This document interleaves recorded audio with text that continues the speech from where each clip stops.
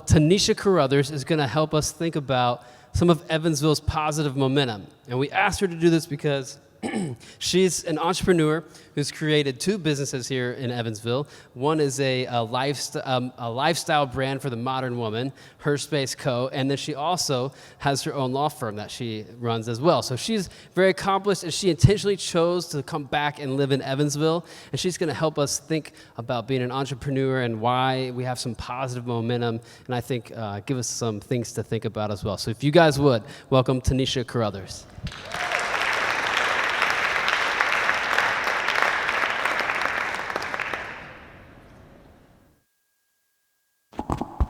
All right. Good evening, everyone. Thank you, Ross, for that wonderful introduction.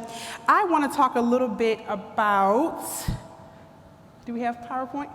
And it's there. Our positive momentum that I have experienced in Evansville, one that I wish that we're able to maybe encourage you all, that we can continue that momentum here in the city. The topic that I have is creating a better future for Evansville. So, how many of you, when you see this image, do you see the cage first? Does anyone see the cage first? Did anyone see the lion first? Did anyone see a caged lion? Well, that's what I thought about. And so just wanted to kind of introduce you to what I call the lion lesson. Regardless of wherever the lion is, guess what? He is still a lion. Whether he's in the zoo, whether he's in a cage, he's in the jungle, the lion will be a lion. And for many of us, I encourage us to do the same thing and also consider the same lesson. We talk about the lion. Regardless of where he is, he will be a lion. I also say, in that same vein, that makers will make and creators will create. Regardless of the space or the place that you are in, if you are called to do it, you are required to see it through. Whether you're in the cage, you're in the jungle, or you're in little bitty Evansville, if you are a creator or you are a maker, you are required to see that through. Creators will create and makers will make. So in saying that, it sounds really easy, and for some of us, that excites you. And then there are some of you that are practical, that say, how do I do that? That sounds amazing. Well, what are the realistic steps that I can actually see a vision that I may have? How do I have it here and get it all the way to paper? What are some steps? And Ross talked about two of my businesses that I have. I like to call myself a serial entrepreneur. And what that means is that I sit at home and I think of new things to do, and I just am crazy enough to believe I can do them. And that takes work, though. It takes a lot of work.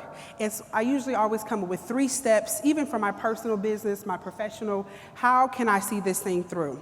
And one of the things that when I was talking about this, obviously we know that E is for Evansville, right? E is for everyone. We love E's. And so I thought it'd be fitting to come up with 3 E's for the evening.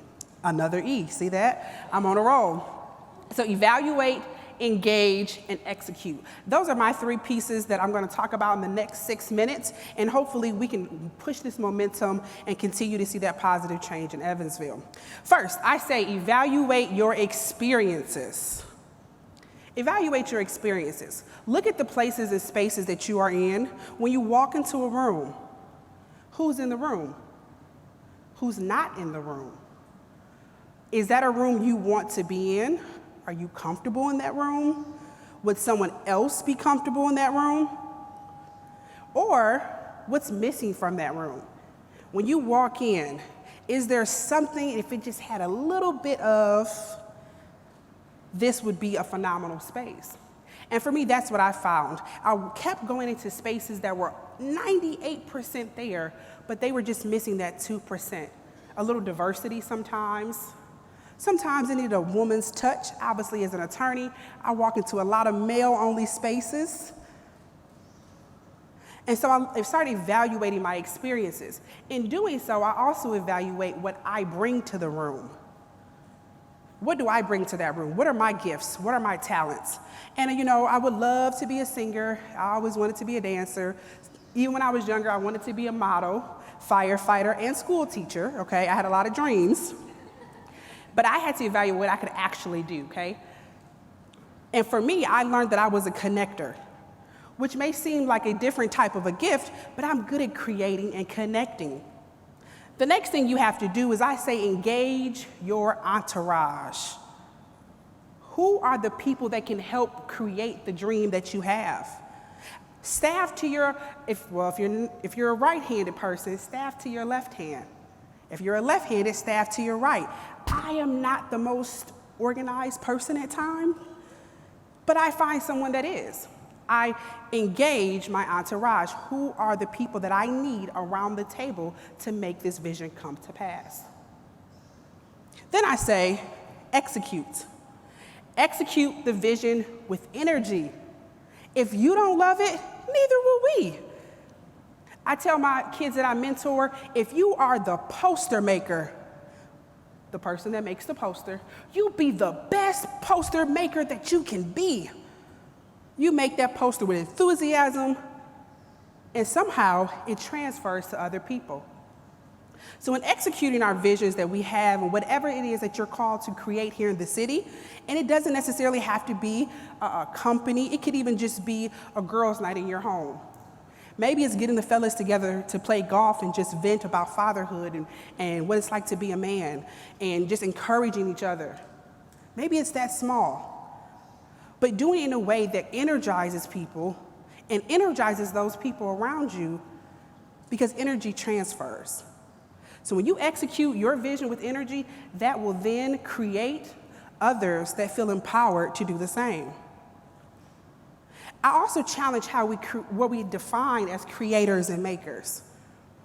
Like I said, a lot of times we think that creators are for those people that are really artistic or, that may be really good at their hands. But you really need to evaluate what you were called to create. What were you called to make?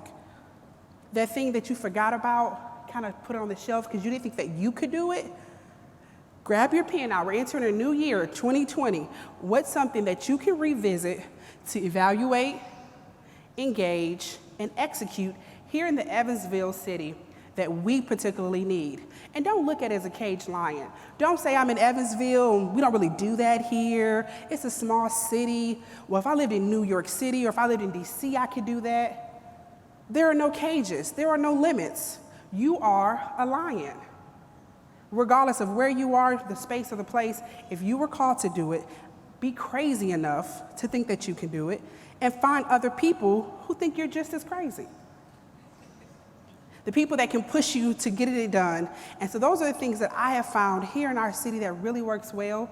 And I've also found that once you believe in something, God will naturally and organically attract and pull people towards you to help get that dream completely where you dreamed it to be. He won't just give it to you to start it. He will give it to you and the people and the places and the spaces and all the little intricate pieces. Things just begin to fall into your lap when you begin to commit to that thing.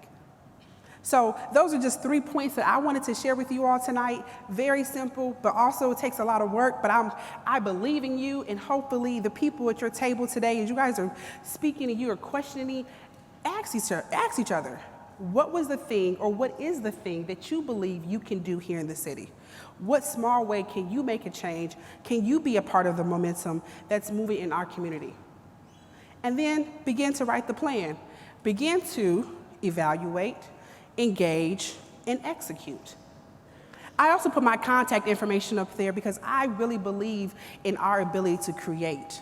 So much so that I would love to hear about some of the things that you guys are working on.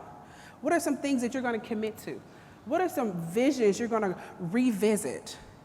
I would love to, I put my contact information there, email. Let's have a conversation. I'm committed to that because I understand the power that we have when we can work together. And I thank you for your time this evening. And again, thank you, Ross, for the invitation.